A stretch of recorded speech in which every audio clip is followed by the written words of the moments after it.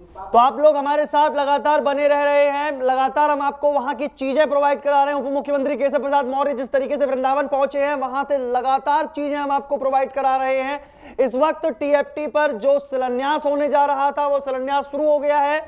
जब केशव प्रसाद मौर्य की काफिला जब वहां टीएफटी पहुंचा, तो टीएफटी पहुंचने के बाद में केशव प्रसाद मौर्य के काफिले का स्वागत किया गया। स्वागत के साथ ही केशव प्रसाद मौर्य को जो जिलाध्यक्ष हैं मधु शर्मा द्वारा उनको सम्मानित किया गया, उनको पटका भेंट किया गया, साथ में उनको एक चित्रपट भी दिया गया।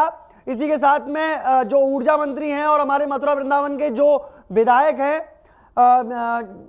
श्रीकांत शर्मा जी भी वहां मौजूद थे, उनके द्वारा भी उनका स्वागत किया गया। अन्य जो वृंदावन मथुरा के नगर अध्यक्ष हैं या अन्य जो लोग हैं, उन सब के द्वारा मुख्यमंत्री जो केशव प्रसाद मौर्य, उप मुख्यमंत्री केशव प्रसाद मौर्य का स्वागत किया गया। साथ ही उनके द्वारा शिला पट्टिकाओं का अनावरण किया गया। अनावरण के बाद वह वहां पहुंचे जो लोग हैं, जो वृंदावन के गणमान्य लोग हैं वह, और साथ में पार्टी के जो कार्यकर्ता हैं जो वहां उस समय मौजूद हैं, वह सबको उन्होंने संबोधित किया। किस तरीके से संबोधित किया है आप खुद अपने कानों से सुनिए, आप खुद सुनिए कि किस तरीके से उन्होंने वहां बैठी जनता और वृंदावन वासियों को किस तरीके से मंच के माध्यम से संबोधित किया है। असीम कृपा है कि आज हम सब लोग यहाँ मथुरा वृंदावन और मथुरा जिले के अंदर सड़कें कहीं टूटी हुई थी। आदरणीय केशव जी ने शुरू से ही हमारे मथुरा जिले पर पूरी कृपा की है। जो प्रस्ताव माननीय केशव जी को प्राप्त हुए, मैं कह सकता हूं कि लगभग सभी प्रस्तावों को आपने स्वीकार किया। अभी और भी सर्वे कर रहे हैं अधिकारी, कहीं और भी टूटी सड़क रहेंगी। मुख्य मार्गों से जो गांव को जोड़ने वाली सड़कें हैं, उन सब का भी चिन्हीकरण हो रहा है। उन सब पर भी बहुत जल्दी काम होगा। और मथुरा वृंदावन, गोवर्धन विधानसभा, छाता विधानसभा, माट विधानसभा और बलदेव विधानसभा, यानी कि समग्र जो मथुरा वृंदावन की जो सड़कें हैं, आज उसका यहाँ लोकार्पण आप सब लोगों की उपस्थिति में संपन्न हुआ है। समझता हूँ कि बिहारी जी की कृपा होती है, राधा रानी सरकार की कृपा होती है, तभी वृंदावन की धरती को नमन करने का मौका मिलता है। तो आज मैं यह मानता हूँ कि बिहारी जी की परम कृपा हुई है। इसके कारण से आज मुझे आप सबका आशीर्वाद लेने के लिए और बांके बिहारी जी के दर्शन करने के लिए आने का सौभाग्य मिला है। जब उत्तर प्रदेश में बिहारी जी की कृपा से, उत्तर प्रदेश के जनता जनार्दन के आशीर्वाद से, भारतीय जनता पार्टी के सभी कार्यकर्ताओं के दिन रात परिश्रम के पराकाष्ठा के बल पर हम 325 यहाँ पर सीटें जीते। और 325 सीटें जीतने के बाद सरकार बनी। और इस सरकार के बनने के बाद मैं दावे से कहता हूं, आपने 15 साल पीछे बुआ भतीजे की कहिए, सपा बसपा की कहिए, मुझे उसमें कोई फर्क नहीं पड़ता। सरकारों के कार्यकाल को भी देखा है। जो पूरे जिस मथुरा वृंदावन से पूरा विश्व प्रेम करता है, पूरा विश्व जिनकी भक्ति करता है, वहां की स्थिति में 2017 से पहले और 2017 के बाद, 2014 से पहले और 2014 के बाद अगर आप समीक्षा करेंगे तो आपको जमीन और आसमान का अंतर नजर आएगा। तो यह परिवर्तन आप सबके आशीर्वाद के कारण हुआ। इसी की वजह से आज मैं आप सबको जो यहां पर कुल परियोजनाएं आपको सुपुर्द कर रहा हूं, जिसकी अभी मैं चर्चा कर चुका हूं, लगभग 282 करोड़ वाली। उसके अलावा कि हम लोग 622 करोड़ रुपए की परियोजनाएं, इसके पहले जब 2017 से लेकर के जब से उत्तर प्रदेश में आपने भाजपा का कमल खिलाया, लक्ष्मी जी राधा रानी सरकार जी उसमें बैठ करके सरकार के खजाने को भी भरा और वृंदावन को भी सजाया, मथुरा को भी सजाया, पूरे उत्तर प्रदेश को सजाने का काम किया। यह मैं आप सबके सामने कहते हुए मुझे प्रसन्नता हो रही है कि विकास हमारी सरकार का लक्ष्य रहता है। और उस लक्ष्य के अंतर्गत आज हम सब लोगों ने यहां पर इस परियोजना को आपको सुपुर्द करने का काम किया।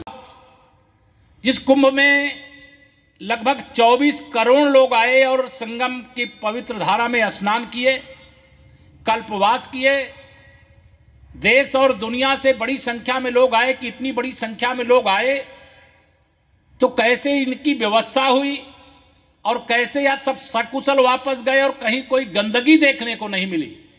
और देश के प्रधानमंत्री माननीय श्री नरेंद्र मोदी जी आते हैं संगम स्नान, कुंभ स्नान के लिए, तो उनके द्वारा जो कार्य किया जाता है, संगम स्नान करना, कुंभ मेले को देखना, कुंभ के लिए सरकार के खजाने को खोलना, जिसमें आपको मालूम है संगम के तट पर आप में से जो गए होंगे जानते हो, कार्य की जय श्री राम।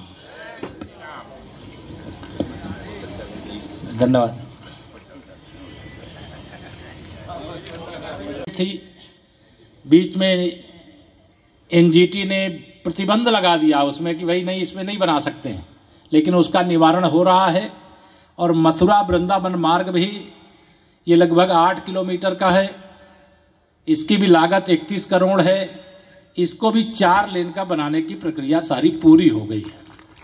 तो इस प्रकार से लगभग 282 करोड़ की परियोजना, जिसके पत्थर आज नहीं लगे हैं, मुझे लग रहा है कि बहुत जल्दी वह पत्थर शिलान्यास की दृष्टि से यहाँ पर लगाने के लिए मुझे आने का सौभाग्य मिलेगा, ऐसा मैं प्रभु जी से प्रार्थना भी करता हूँ। और जल्दी से जल्दी यहाँ से जाने के बाद उसकी प्रक्रिया को हम पूरा भी करेंगे। आज हम सुरक्षित महसूस कर रहे हैं। आज पहले तो पाकिस्तान की रोज हरकतें होती थी, आजकल चीन भी हरकत करने लगा था। सीमा पर आए दिन संघर्ष की स्थिति पैदा होती थी, लेकिन भारत के वीर बांकुरों ने क्या किसी भारतवासी का शीश झुकने दिया? क्या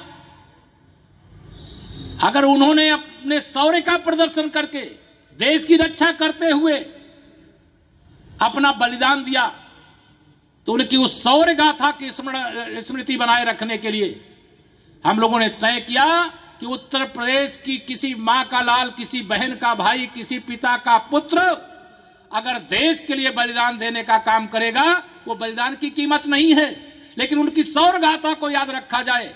इसलिए जय हिंद विजय पथ के नाम से हमने ऐसे बलिदानी सैनिकों के घर तक की सड़कों को बनाने का निर्णय लिया और यह उत्तर प्रदेश के अंदर बनाने का काम हो रहा है। सामाजिक उत्तरदायित्व भी हमारा है। हमने लोक निर्माण विभाग के सारे अधिकारियों को एक दिन बैठाया, हमने कहा कोरोना काल चल रहा है, हम सड़क बना रहे हैं, इस समय सड़क नहीं बनाना है, लॉकडाउन चल रहा है, लेकिन उत्तर प्रदेश सहित देश के अलग अलग हिस्सों से लोग भूखे आ रहे हैं। जो रोज कमाने रोज खाने वाले हैं, लोगों के पास अब इस समय रोज खाने कमाने की समस्या पैदा हो गई है। सरकार कर रही है, समाज कर रहा है, संगठन कर रहा है, लेकिन आप लोग भी कुछ कर सकते हो। तो मुझे यह कहते हुए हर्ष हो रहा है कि हमारे विभाग के सभी अधिकारी कर्मचारियों ने मिलकर के तय किया कि हम उत्तर प्रदेश के सभी 75 जिलों में कम्युनिटी किचन चलाने का काम करेंगे और उस कम्युनिटी किचन के माध्यम से राशन के पैकेट भी और भोजन के पैकेट भी, कोई भूखा न रहे। ये हमारे प्रधानमंत्री और हमारे मुख्यमंत्री के जो संकल्प थे उसको सफल बनाने में अपना योगदान दिया है।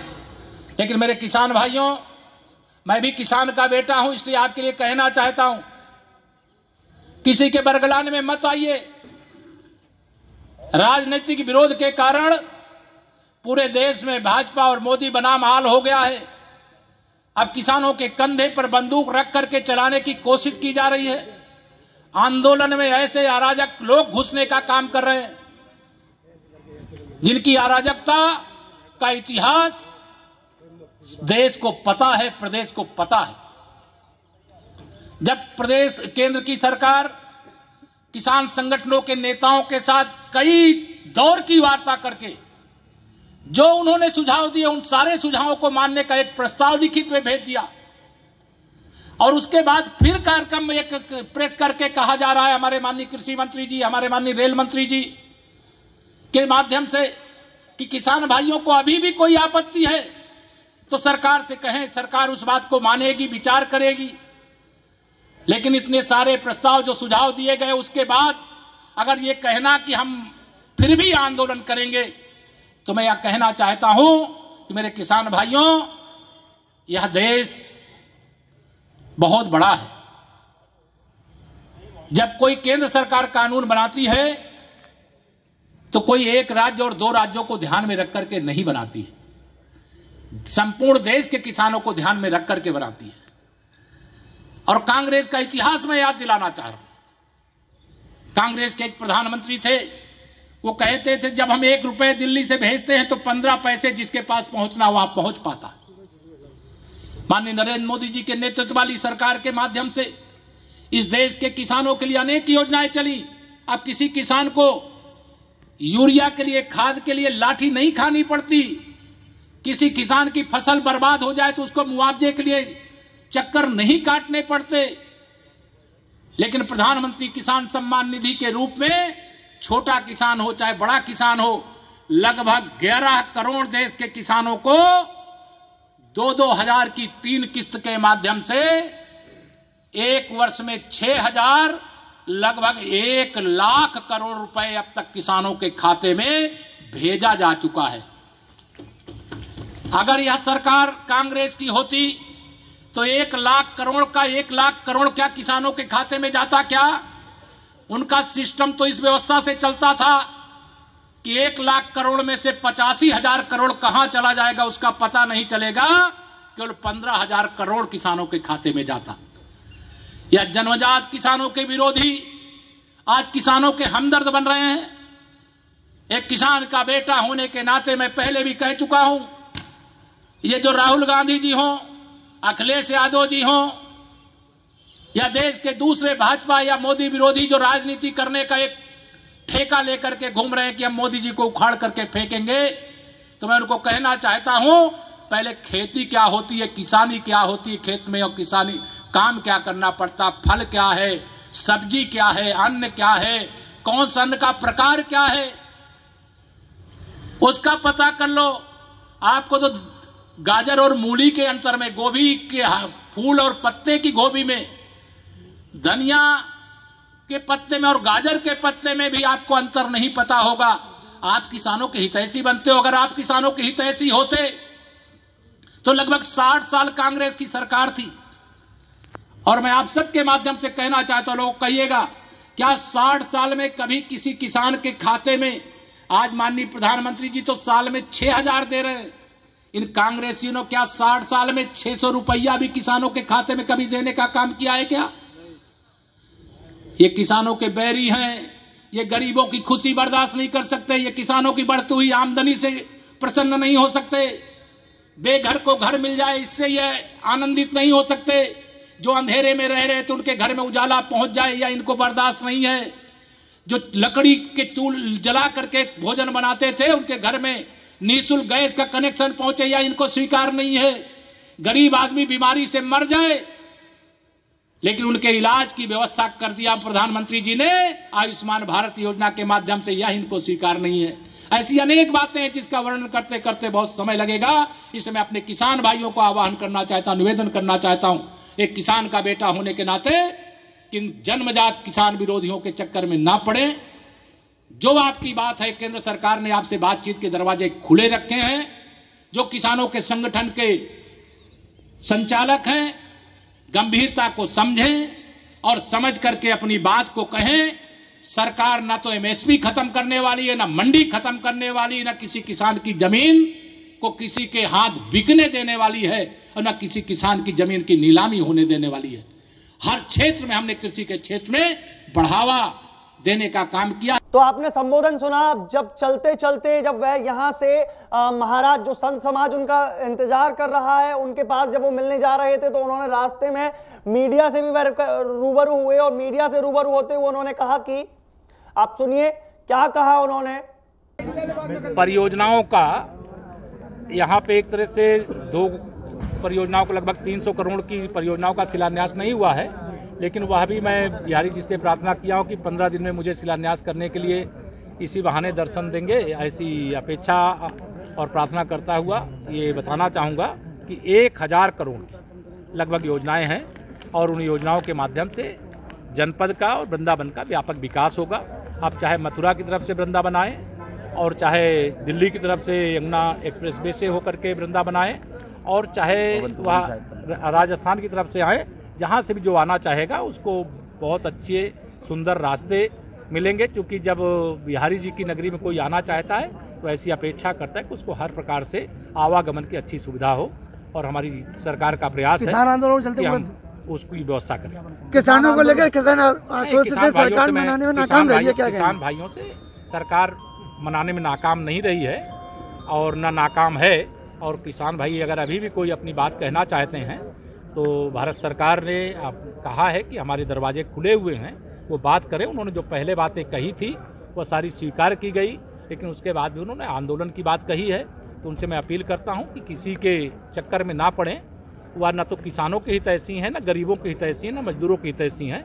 वो उनका शोषण किए हैं और वह उनके दुखी होने से सुखी होते हैं और उनके सुखी होने से वो दुखी होते हैं। और माननीय नरेंद्र मोदी जी किसानों को, गरीबों को, मजदूरों को, जो गरीब है उसको सुखी देख करके उनको सुख मिलता है। अब जब वो दुखी होते तो उनको दुख लगता है, इसलिए उनके दुख दूर करने का प्रयास कर रहे हैं। इसलिए कांग्रेस और उनके समर्थित जो भी राजनीतिक दल है उनको ये बर्दाश्त नहीं।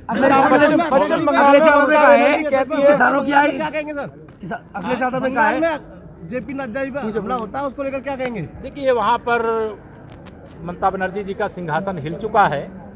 वहाँ की जनता प्रतीक्षा कर रही है कब मतदान हो, कब कमल खिलाएं, कब कुशासन को हटाएं, कब भाजपा की सरकार बनाएं। और जो अराजकता करने वाले हैं उनके खिलाफ ममता सरकार कार्रवाई करनी चाहिए, वो नहीं कर रही है तो इसकी सजा वहाँ की जनता उनको देगी। तो अब यहां से उप मुख्यमंत्री केशव प्रसाद मौर्य का काफिला धीर समीर आश्रम के लिए निकल चुका है, जहां पर संत समाज उनका इंतजार कर रहे हैं। कुंभ मेले को लेकर वहां संतों के साथ मीटिंग होनी है। उस मीटिंग में तमाम वृंदावन के संत और बाहर से आए हुए संत भी उस मीटिंग में मौजूद हैं और वहां पर चर्चाएं चल रही हैं।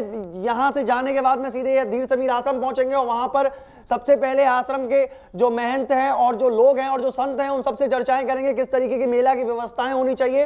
हालांकि युद्ध स्तर पर मेला की चीजें सुचारू हो चुकी हैं, युद्ध स्तर पर उसकी तैयारियां शुरू हो चुकी हैं, लेकिन फिर भी किस तरीके की व्यवस्थाएं करनी है वह उनसे जांच पड़ताल करने, उनसे जानकारी लेने वहां पहुंचे हैं। अब देखते हैं क्या उस पूरी मीटिंग का निचोड़ निकलता है और क्या मिलता है उस मीटिंग से। तो आप अभी इस वक्त कहीं जाइएगा मत, जुड़े रहिए मथुरा न्यूज़ 24 के साथ। लगातार हम आपको चीजें दिखाते जा रहे हैं, कहीं मत जाइए, जुड़े रहिए मथुरा न्यूज़ 24 के साथ।